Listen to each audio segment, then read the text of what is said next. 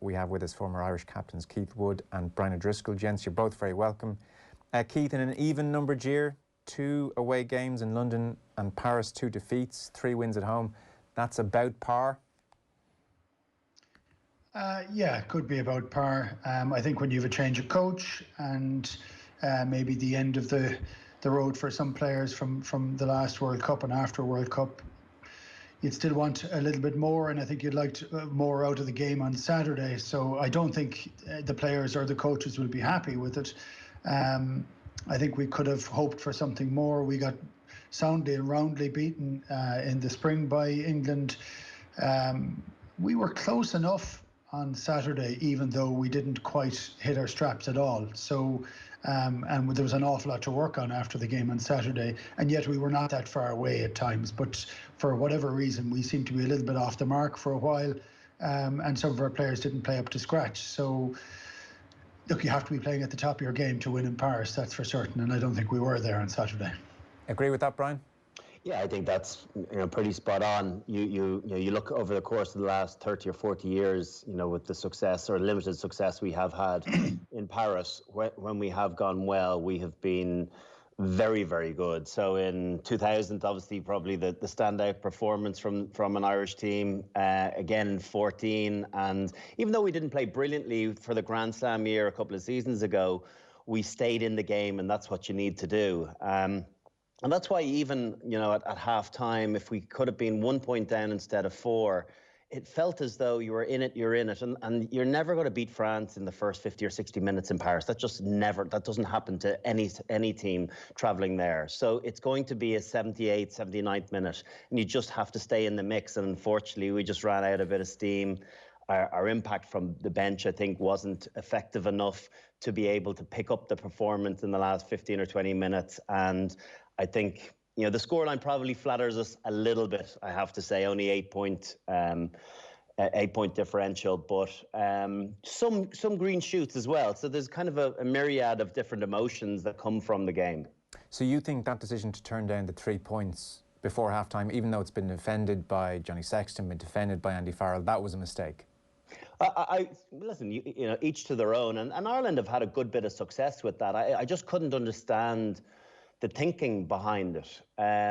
When obviously tries weren't, the try bonus wasn't important. It was about getting the game won. And yes, it was 6 points. But first of all, just think about winning it first and foremost. And scorelines can kind of take care of themselves. And when you're not chasing tries, you just have to stay in touch. And games like that are all about momentum and trying to turn the screw a little bit. And the difference between France holding Ireland out at the end of at the first half and going in with great energy and enthusiasm and feeling they're on the front foot versus our feeling was so vast. If you could have knocked over that conversion or that penalty, you're 1 point behind. The pep is in your step, and Ireland hadn't done a huge amount, to be honest with you. They hadn't taken a huge amount of chances, but yet they were right in the mix. So I think it was, for me, I saw Johnny Sexton referred to as a brave call. I don't know if I would have used that exact description, but like I said, they've done well with it in the past, but sometimes it eventually does catch up with you if you chase that too hard. First half, Keith, 4 points down, could have been 1, as we've just discussed. France really, probably pretty much close to just 2 really decent moments. The Fico dance down the left-hand side for the first try, and then the Stockdale mistake ultimately for the second try. They were not very good value for a 4-point lead after the first half. Ireland did a lot of good things. Ireland did a lot of good things. Ireland had the ball for a huge amount of the game. Whether they did an awful lot of good things is another question. But okay, so you don't. They had the ball. You don't think they did a lot of good things in the first half? No, we had the ball for a large part of it. We didn't use it particularly well, and we obviously didn't, because we didn't get the scores that you would have wanted. So I'd agree with Brian that I was shouting at the telly, kick the points. That doesn't mean the decision, maybe it does mean the decision was wrong, but I wouldn't have called for that decision. I do believe that the guys in the field have to make that call. They have to feel and understand where the energy is. They took the view that they'd be able to get over from it. I don't know that we'd shown that at that stage. We were holding on to the ball, but we weren't threatening anywhere near as much. We were almost getting there, but we were a bit sloppy. So we hadn't shown that could have been the case. I thought getting in at 1 point down is a good fill-up. And you can say, okay, we've done that, let's start again. France were trying an awful lot. But they tried a bit, and the bits they tried, they succeeded with. They played very well. They're not under pressure because of the manner in which France play at the back line. An awful lot of it is 7, 8, 9, 10 yards behind the gain line. I'd be interested to see what Brian says on that.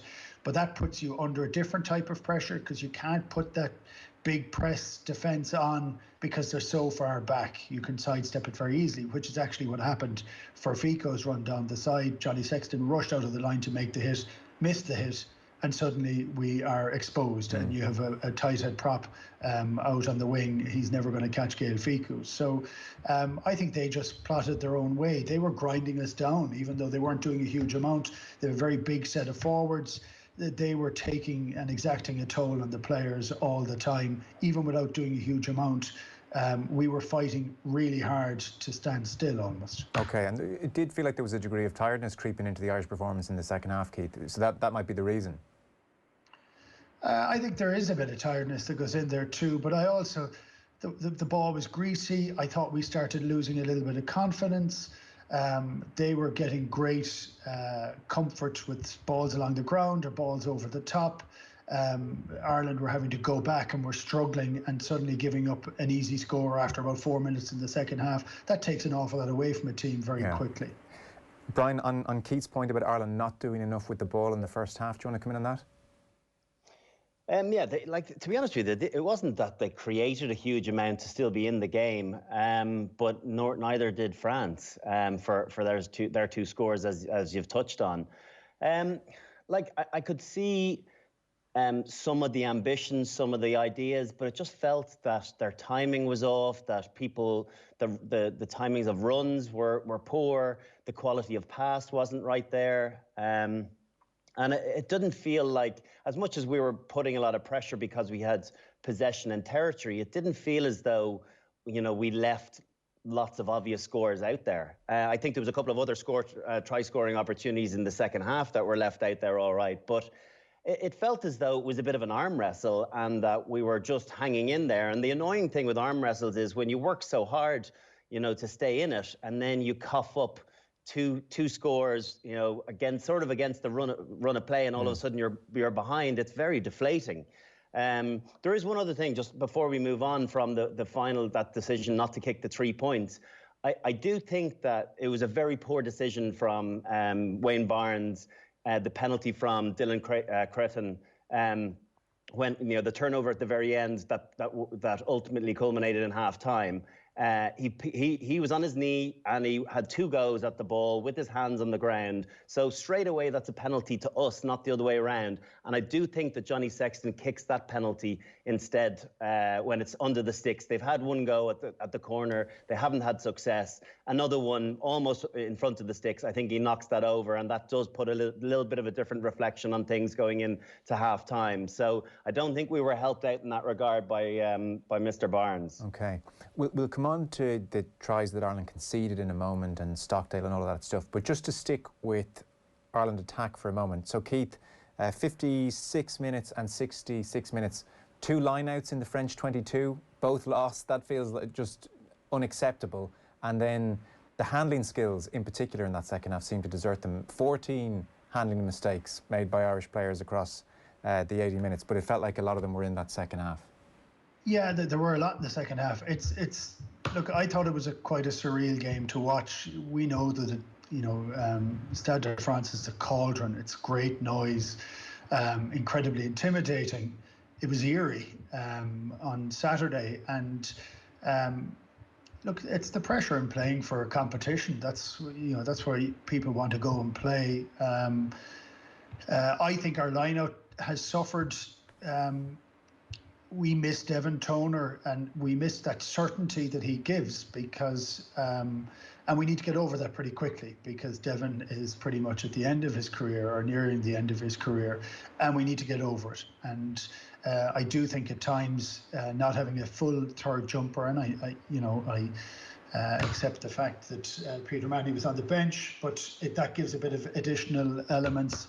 But if we're not picking Devon Toner, we need to make certain we have an out-and-out jumper at the tail, because we do need it.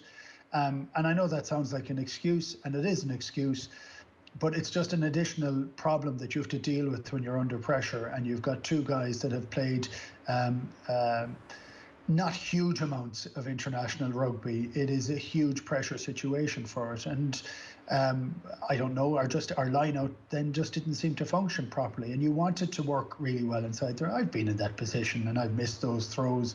It's a lonely place to be. It's pretty horrible, but we were getting we were compounding error upon error. So we would knock the ball on, we'd work really hard to get it back, we'd get it back, we'd get a penalty, we'd kick in the corner, and then we'd lose the line out, and then we'd knock on the next ball, and then they'd kick it down the field and score a try, and so everything that seemed to could go wrong did go wrong. Brian, this team have broken... Even when you look at when Boutier was yellow carded and we kicked to the corner, you know, you wonder about the line-out calling, and I think you're right. I think that the lack of experience is a little bit telling at the moment, and it just shows what a good line-out operator does offer your team. But you know, when they threw to two and straight away they're driven into touch, it's the one place on a line-out drive, even if you're struggling for possession, you've got to be willing to be a little bit brave to set yourself up for a potential 7-pointer. That is the dream opportunity for any opposition, to throw the ball to two. They just pile in from back to front and just force you to the touchline, and they managed to get a turnover. Now, we came down again and managed to eke out a scrum and got our score, but it wasn't from that actual penalty kick. And I think you've got to be clever and understanding and know that teams will offer you two, but you've got to be brave and go to four to make sure that you set up properly and give yourself a good chance of getting that line-out drive.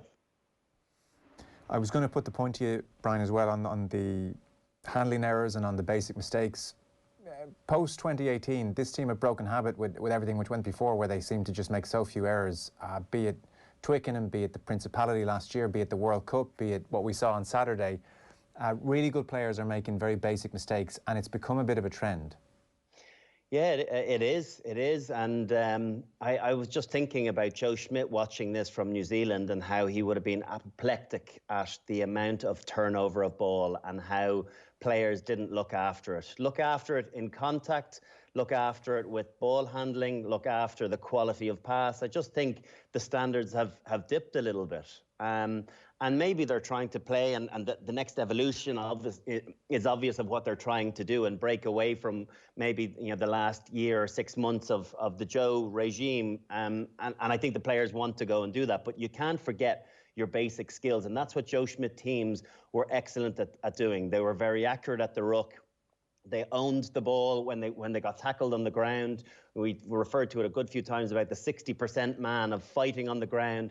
It felt as though there was very little body fight. It felt as though there was a concession to being knocked down, and there was no real enthusiasm for getting long body and pushing the ball back. And I counted 3 or 4 occasions that balls were spilled or shot out of rucks just because players didn't take ownership of making sure that there was a marker for their 2 ruckers to clear over and give them a target. And then the silly, ball handling, that's just lack of concentration. I know it was a greasy surface and a wet ball, but they seemed to be managing okay, the French did, and It just felt as though their skill level was superior than ours at the weekend.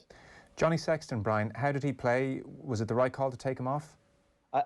I thought I've read a good bit of stuff online, and I think lots of people have, certainly from my perspective, didn't get the 65 minutes that he played. I thought he played quite well, and you got to remember, Johnny Sexton is comfortably still our number 10, and that in itself, there lies an issue. If we're still relying on a 35-year-old out half, as great as Johnny Sexton has been, and I know that there's been issues with, with Joey Carberry, obviously, Paddy Jackson a few years ago, maybe he would have made the progression too, but hasn't for obvious reasons.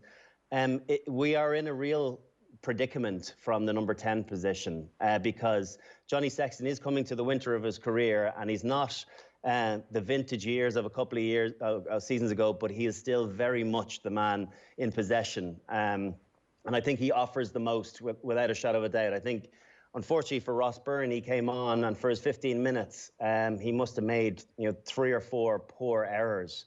It didn't feel as though there was any fluidity to running the back line. It was all quite static and shipping the pass on, making it easy for the French defence. So I actually thought that Johnny Sexton played a reasonably good game.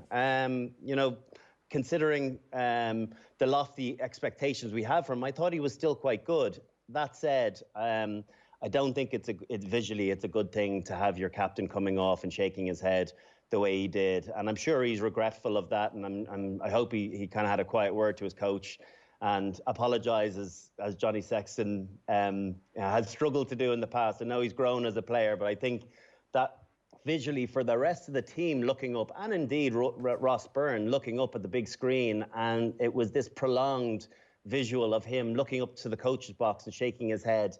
As captain, you can't do that. I think you have to be able to park your own disappointment and move on and let the next guy coming in to shake things up. That said, I thought it was a poor tactical decision because of what his replacement subsequently offered. Because, Keith, what Johnny Sexton was experiencing was a perfectly natural reaction, of course. He's shaking his head, but he knows there's a camera on him, and then he glances up at the big screen and knows that he's on the big screen and doubles down with his reaction. Yeah, he can. Look, you might get away with it as a player. You can't as a captain.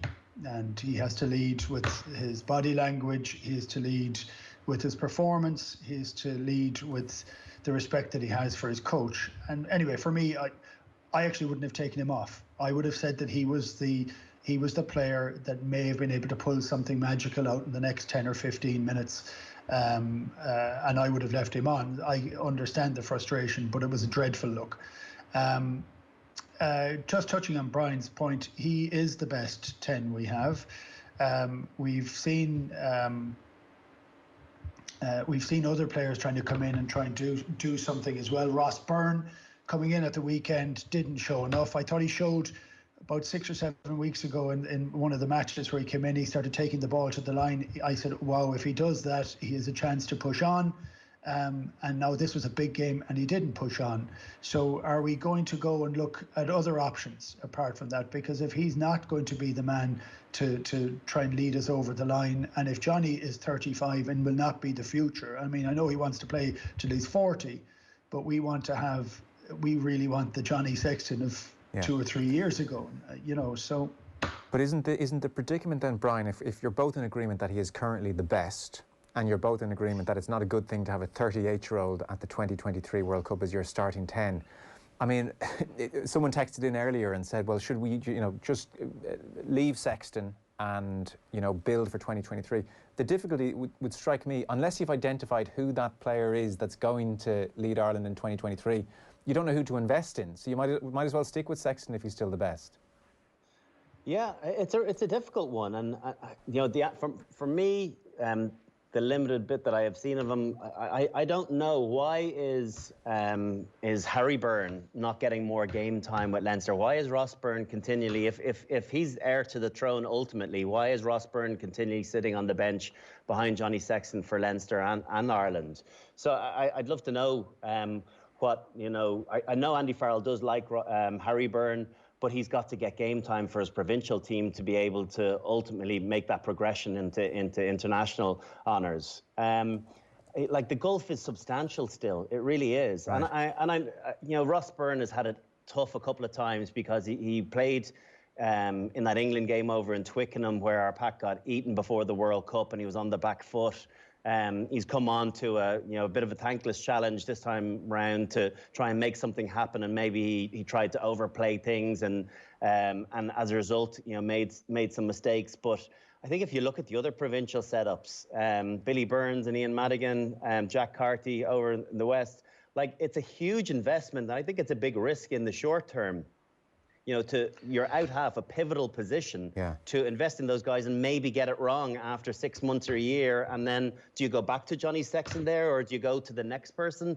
So I think at the moment I'd be staying with Johnny Sexton because I do think he offers way more than the other guys currently. I just remember back near the end of my time, you might remember this, Trico, for Claw and Mick Galway. They were kind of over the hill, or on the point of being over the hill, and Eddie O'Sullivan said to them, lads, I just want you to be able to give me A, B, C, D, and if you do that, we let you go out on your terms.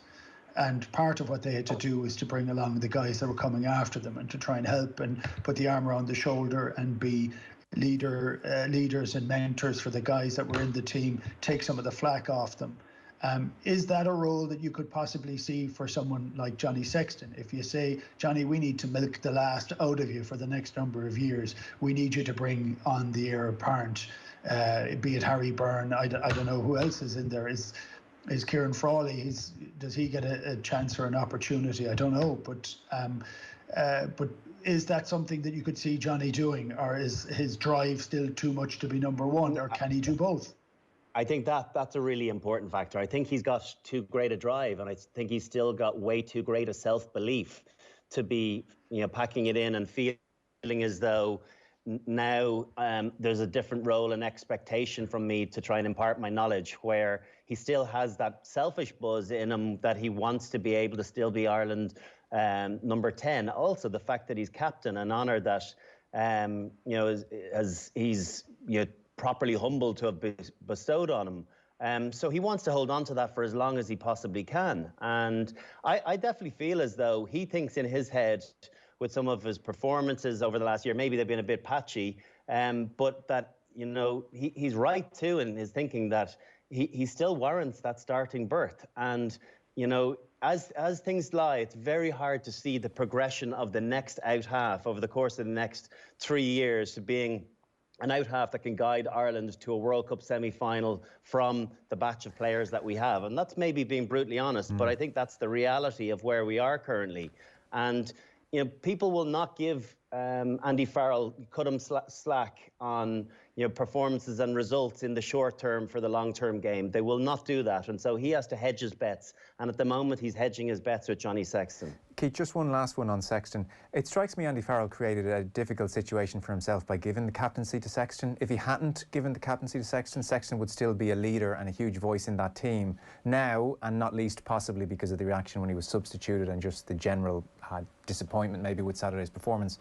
Sexton's captaincy is up for discussion. That's now an extra problem for Andy Farrell to try and sort out when he takes that off him.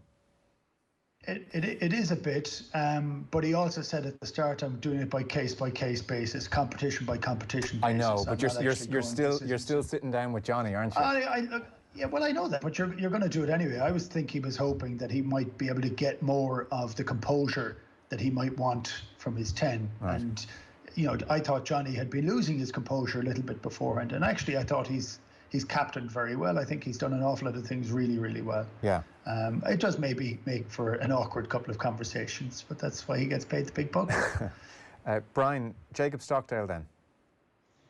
Yeah, a very mixed bag. And when I looked through the game today, I decided that I wanted to get a clear understanding as to the good, bad, and indifferent. So I marked down all of his good moments, all his bad moments, and I found there was only one neutral moment that wasn't worth talking about. And the issue is there's the balance and the ratio doesn't favour the good side substantially enough for international standard fullback. Now, he did some brilliant things as well, and that's not to take away from that. And this isn't about bashing Jacob Stockdale. We all know what he's capable of doing in an Irish jersey. He was outrageous and he broke onto the scene, and he has set those very lofty standards. And he's had a dip in form and he's had a dip in confidence, and it doesn't feel like he's back to the levels he was at a couple of years ago. The issues is that some of his errors feel like concentration issues, and he was one of the guilty parties on a guy turning ball over on the ground, not fighting for body position and those long reach, and those are non-negotiables. They're things that just have to be part of your game and part of your makeup. So I think his rocket launcher, to talk about the good stuff, I think the rocket launcher of a left boot that he has, I thought he kicked extremely well. He must have kicked one ball 70 metres down the pitch. And it is a lovely thing to have a right left foot option, and having a left foot full back, as we've seen with Rob Kearney for years, is a real plus. I thought he caught, a lot of balls pretty well, most of them uncontested. He tried to counterattack, turning some messy ball into go forward with, pretty good success. But then when you have bad moments, you can't let them be try-scoring opportunities. And the spill ball for the penalty try, there was a grubber kick that he had to go back and chase down a minute before he gave away the penalty try one. And, I don't know how Wayne Barnes didn't see that as a knock-on, even though he had his back to his own try line. So there are these moments that you can't have that high error count from your full back. Spill balls as well, laid on, a ball thrown inside to him in his own 22, just in his breadbasket and spilled, and that led to the scrum that led to the Vakatawa try. So these moments are all cumulative, and again, these are the sort of things that would get you off a Joe Schmidt team very quickly. Right. So I think for me, he needs to get his confidence back and go back to what he's comfortable with on the wing.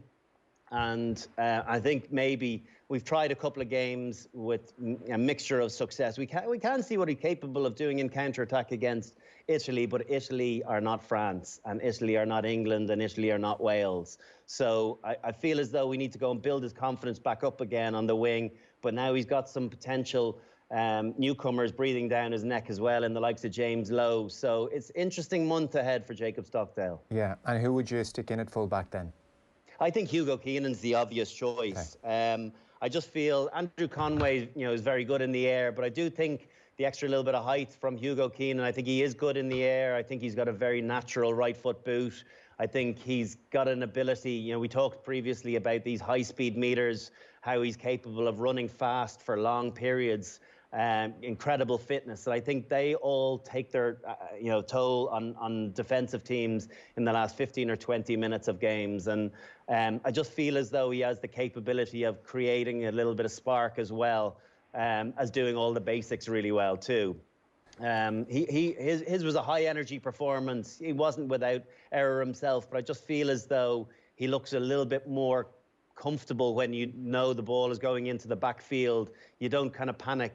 And I'm sure the rest of the team are looking around going, okay, it's Hugo's got the ball. I think with Jacob, you just don't know what you're going to get on any given occasion.